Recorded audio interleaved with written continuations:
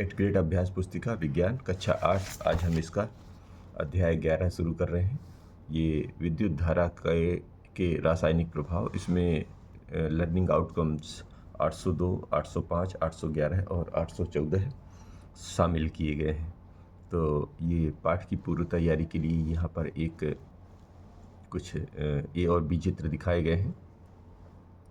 तो इसमें बताया गया है कि चित्र ए में खुला परिपथ है, तो विद्युत धारा का प्रवाह बंद हो गया है, तो पंखा नहीं चलेगा या नहीं। लेकिन चित्र बी में परिपथ बंद है, तो विद्युत धारा का प्रवाह हो रहा है। अपने साथी से चर्चा कर निष्कर्ष निकालिए। तो निष्कर्ष ये निकलता है कि चित्र ए में चूँकि परिपथ खुला है तो इसमें पंखा नहीं चलेगा, और चूँकि चित्र बी में परिपथ बंद है तो इसमें पंखा चलेगा। ये निष्कर्ष निकलता है। अब आ जाते हैं प्रश्न क्रमांक 1 में। प्रश्न क्रमांक 1 कह रहे हैं कि सही विकल्प चुनकर लिखिए। तो विद्युत लेपन विद्युत धारा का कौन सा प्रभाव प्रदर्शित करता है? तो विद्युत लेपन जो है विद्युत धारा का रासायनिक प्रभाव उत्पन्न करता है। तो सी में आप टिक लगा लीजिए। इसी में दूसरा प्रश्न कह रहे हैं कि नल का पानी विद्युत का सुचालक होता है। नल का पानी विद्युत का सुचालक होता है, जबकि आसुत जल विद्युत का सुचालक नहीं होता है। ऐसा क्यों होता है? तो नल के पानी में लवण होता है और आसुत जल में लवण नहीं होता। ए बी दोनों सही है, ए बी दोनों गलत है। ये दोनों सही हैं। ये नल के पानी में लवण होता है और आसुत जल में लवण नहीं होता, अर्थात ए बी दोनों सही, यानी कि सी में टिक लगेगा यहाँ पर। ये ध्यान रखना है। तो तीसरा प्रश्न कह रहे हैं कि दो द्रवों आ तथा बा के विद्युत चालन की जांच करने के लिए एक समपरिचित्र का प्रयोग किया गया है। यह देखा गया कि समपरिचित्र का बल्ब द्रव आ के लिए चमकीला दीप्त हुआ, जबकि द्रव बा के लिए अत्यंत धीमा दीप्त हुआ। निम्नलिखित में से कौन से कारण सही हैं, आ और बा? तो इसमें चूँकि जो ये कंडीशन आ रही है उस कंडीशन से ये पता चलता है कि द्रव आ द्रव बा से अच्छा चालक है, क्योंकि ये जल रहा है ठीक ठाक और ये धीमा जल रहा है। तो जिसमें बल्ब अच्छा जलता है यानी दीप्त होता है तो वो अच्छा चालक होता है। ठीक है ना? तो आप इसमें बी में टिक लगा लीजिए। चौथा प्रश्न कह रहे हैं साधारण बल्बों के स्थान पर एलईडी का प्रयोग अधिक क्यों किया जाता है? कौन सा कथन सही है? तो पहला दिया है कम बिजली का उपयोग करना, लंबा जीवन है, अधिक प्रकाश देता है। तीनों चीज़ें होती हैं इसमें। तो आपको जो है डी में गोला लगा लेना है। 1, 2, 3 यानी तीनों सही हैं, तो डी में गोला लगा लेना है। फिर कह रहे हैं कि निम्नलिखित में से कौन सा विलयन विद्युत चालकता नहीं दर्शाता? तो सिरका, नींबू, साबुन का घोलते तो दर्शाते हैं। शक्कर का विलयन जो है ये विद्युत चालकता नहीं दर्शाता है। प्रश्न 2 ये कह रहे हैं कि नीचे दिए गए शब्दों का चयन कर रिक्त स्थान की पूर्ति कीजिए। विद्युत धारा, जिंक, रासायनिक प्रभाव, क्षारकों, लवणों और कुचालकों। तो विद्युत चालन करने वाले अधिकांश द्रव अम्लों, क्षारकों तथा लवणों के विलयन होते हैं। ठीक है, ये सबके अम्ल होगा या क्षार होगा या लवण होगा, लेकिन उन्हीं के विलयन होंगे, तो उनमें भी जो है विद्युत धारा प्रवाहित होगी। दूसरा कह रहे हैं कि किसी विलयन से विद्युत धारा प्रवाहित होने पर रासायनिक प्रभाव उत्पन्न होता है। यहाँ पर विद्युत धारा को भर देना है। लोहे को जंग लगने से बचाने के लिए उस पर जिंक धातु की परत चढ़ाई जाती है। तो किसी में जिंक धातु लगेगा, तो किसी में क्रोमियम लगेगा, तो किसी में निकल। तो इन तीनों में से कोई भी हो तो आपको यहाँ पर भर देना चाहिए। यहाँ पर जिंक दिया है तो जिंक भर दिया गया। ठीक है। विद्युत लेपन विद्युत धारा का कौन सा प्रभाव दर्शाता है? तो ये रासायनिक प्रभाव दर्शाता है। शक्कर युक्त विलयन विद्युत का कुचालक होता है। शक्कर युक्त विलयन में जो है विद्युत धारा प्रवाहित नहीं होती है। तो आसुत जल, यहाँ से अति लघु उत्तरीय प्रश्न शुरू हो रहे हैं। आसुत जल में विद्युत का चालन क्यों नहीं होता है? कारण लिखिए। तो इसका जवाब ऐसा बनाना है कि विद्युत धारा के प्रवाह के लिए आवेशित कणों की उपस्थिति आवश्यक होती है।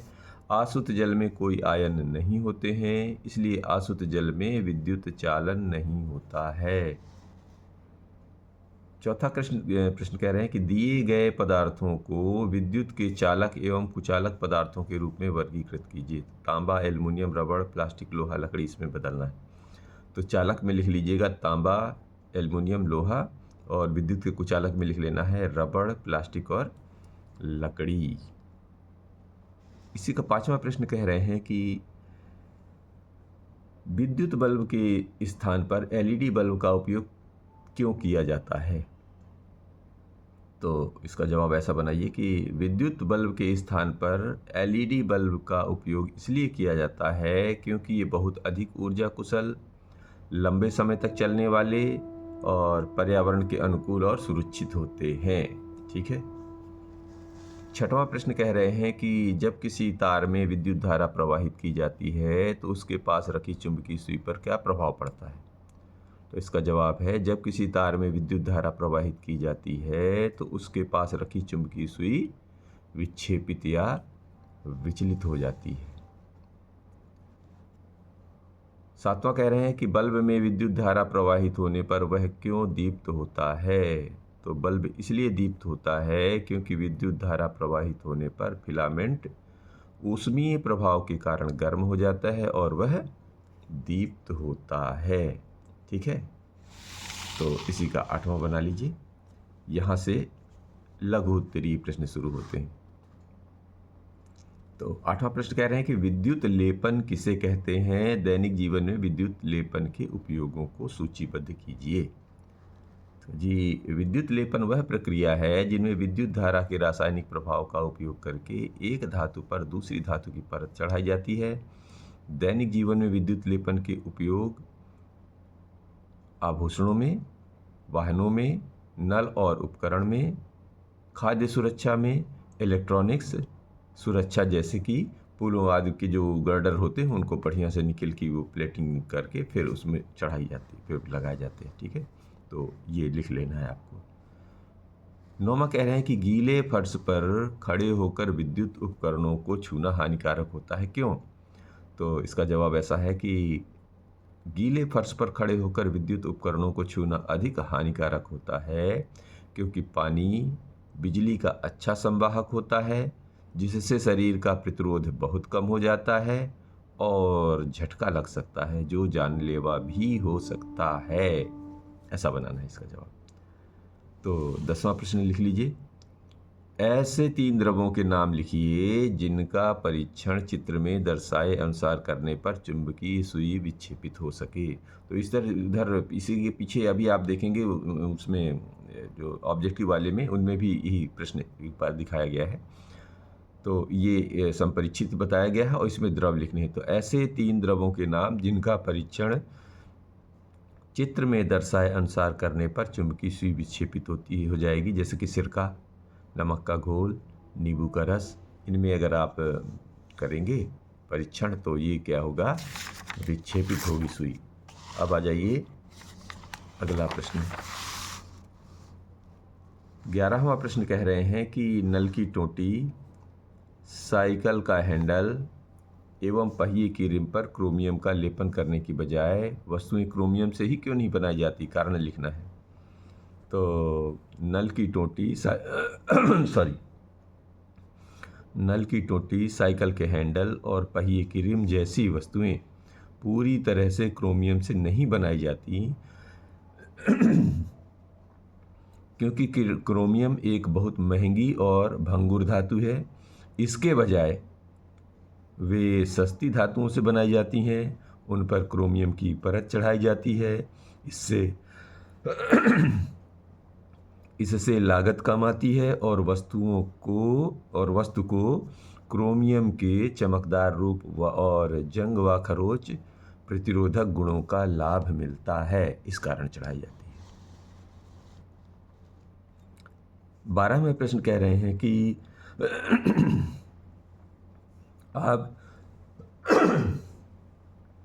आपको समुद्री जल एवं आसुत जल, नमक घुला जल दिए गए हैं। इनमें से कौन से जल का उपयोग आप परिपथ में चालक के रूप में करेंगे और क्यों करेंगे, कारण भी बताना है। तो समुद्री जल और नमक घुला जल परिपथ में चालक के रूप में करेंगे और आसुत जल का नहीं करेंगे। क्यों?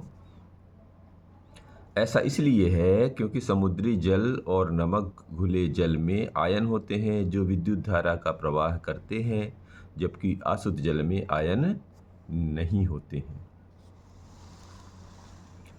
13वां प्रश्न कह रहे हैं कि पहेली ने चित्र अनुसार एक विद्युत सेल, विद्युत तार, चालक विलयन का प्रयोग कर एक विद्युत परिपथ बनाया। उसने देखा कि उसमें विद्युत बल्ब दीप्त नहीं हो रहा है, किंतु चुंबकीय सुई परिपथ के पास लाने पर विक्षेपित हो रही है। उपरोक्त प्रक्रिया के अनुसार निम्न प्रश्नों के उत्तर दीजिए। तो ठीक है जी, ये जो है प्रश्न अलग अलग बताए गए हैं। बल्ब को दीप्त करने के लिए पहेली को क्या प्रयास करना चाहिए? तो इसमें है, बल्ब को दीप्त करने के लिए एक तो सभी तारों के सिरों को फिर से कसकर जोड़ना चाहिए। दूसरा, बल्ब को बदल कर देख लेना चाहिए। तीसरा, नए सेल का उपयोग करके, यानी कि नए सेल यानी नए ये चालक का उपयोग करके देखना चाहिए, यानी अन्य विद्युत चालक का विलयन का उपयोग करके देख लेना चाहिए, तो उसका काम हो जाएगा। फिर इसी में ये दूसरा पार्ट है कि परिपथ में चुंबकीय सुई का विक्षेपण विद्युत धारा के कौन से प्रभाव को दर्शाता है? तो परिपथ में चुंबकीय सुई का विक्षेपण विद्युत धारा के चुंबकीय प्रभाव को दर्शाता है। तीसरा कह रहे हैं कि परिपथ में बल्ब का जलना विद्युत धारा के कौन से प्रभाव को दर्शाता है? तो परिपथ में बल्ब का जलना विद्युत धारा के तापीय प्रभाव को दर्शाता है। चौथा प्रश्न कह रहे हैं, परिपथ में, उपरोक्त परिपथ में विद्युत चालक विलयन के स्थान पर क्या किसी फल या सब्जी का उपयोग किया जा सकता है? तो हाँ, विद्युत चालक विलयन के स्थान पर किसी खट्टे फल या सब्जी का उपयोग किया जा सकता है, जैसे कि नींबू या आलू, क्योंकि वे विद्युत का संचालन कर सकते हैं। 5वां कह रहे हैं, दैनिक जीवन में विद्युत धारा के चुंबकीय प्रभाव का प्रयोग कहाँ होता है? तो विद्युत धारा के चुंबकीय प्रभाव का उपयोग विद्युत मोटर, विद्युत घंटी, loud speaker, telephone, induction, cooktop, चिकित्सा उपकरण, विद्युत मापक यंत्र आदि में होता है। ठीक है। 14वां प्रश्न कह रहे हैं ये कि माचिस की खाली डिबिया, विद्युत तार, चुंबकीय सुई एवं बैटरी की सहायता से परिपथ का आरेख बनाइए। तो ये रही माचिस की डिबिया, इसमें चुंबकीय सुई डल गई और ये तार से ये बैटरी लगा के ये परिपथ का आरेख बना दिया गया है। अब इसी में कुछ प्रश्न कर रहे हैं, तो वो प्रश्न का जवाब देना है। तो शुरू करते हैं यहाँ से कि प्रश्न क्रमांक 14(1) में बनाए गए परिपथ में तारों के स्वतंत्र सिरों को तालिका में दिए गए पदार्थों में डालने पर होने वाले परिवर्तनों को लिखिए। चलिए,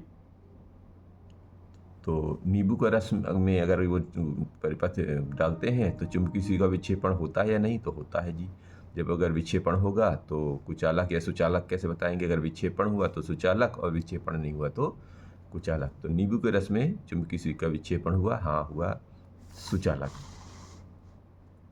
सिरका में हुआ, यानी हाँ सुचालक।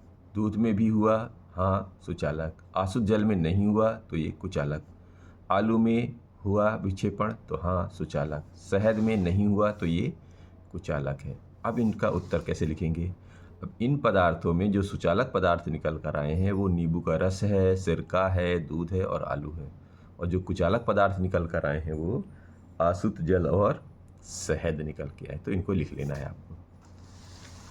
15वां कह रहे हैं कि आग लगने के समय फायरमैन पानी के हौज पाइपों का उपयोग करने से पहले उस क्षेत्र की मुख्य विद्युत आपूर्ति को बंद कर देते हैं। व्याख्या कीजिए कि वे ऐसा क्यों करते हैं। तो आग लगने के समय फायरमैन पानी के हौज पाइपों का उपयोग करने से पहले उस क्षेत्र की मुख्य विद्युत आपूर्ति को बंद कर देते हैं, क्योंकि पानी विद्युत का सुचालक होता है। ऐसा न करने पर पानी के माध्यम से बिजली प्रवाहित हो सकती है, जिससे फायरमैन को विद्युत का झटका लग सकता है और उसकी जान को खतरा हो सकता है। प्रोजेक्ट 1 कह रहे हैं कि किसी विद्युत चालक एवं कुचालक पदार्थों की पहचान के लिए एक विद्युत परिपथ का निर्माण कीजिए तथा नीचे एक बंद विद्युत परिपथ तथा खुला पर विद्युत परिपथ भी खींचिए। तो इसके निर्माण के लिए क्या करना पड़ता है? विद्युत परिपथ का निर्माण कर के लिए एक तो तारें चाहिए, वायर ले लीजिए, सेल या बैटरी ले लीजिए, बल्ब और एक स्विच का इस्तेमाल करके बनाया जा सकता है। आप कैसे बनाते हैं ये परिपथ में देख लीजिए। तो इसमें सेल लगाइए, यहाँ पर बल्ब का कनेक्शन करिए, फिर यहाँ पे बैटरी या स्विच जो भी लिए हैं आप या स्विच लिए हैं तो यहाँ पर स्विच लगा दीजिए। अगर स्विच यहाँ ओपन और खुला हुआ है तो ये खुला परिपथ कहलाएगा, और स्विच को ऑफ कर दीजिए तो ये बंद परिपथ कहलाएगा। तो ये खुला और बंद परिपथ हो गया।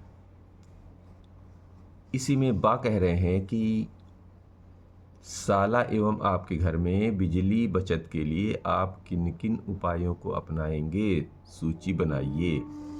तो साला एवं घर में बिजली बचत के लिए निम्न उपायों अपनाएंगे। एक तो एलईडी बल्ब का उपयोग करेंगे, दूसरा ऊर्जा कुशल उपकरण खरीद सकते हैं, तीसरा उपयोग ना हो तो लाइट और पंखे बंद कर सकते हैं, और दिन के समय प्राकृतिक रूप से धूप का उपयोग करेंगे, और उपकरणों को बंद कर देंगे या प्लग निकाल देंगे जब वे उपयोग में ना हो तो।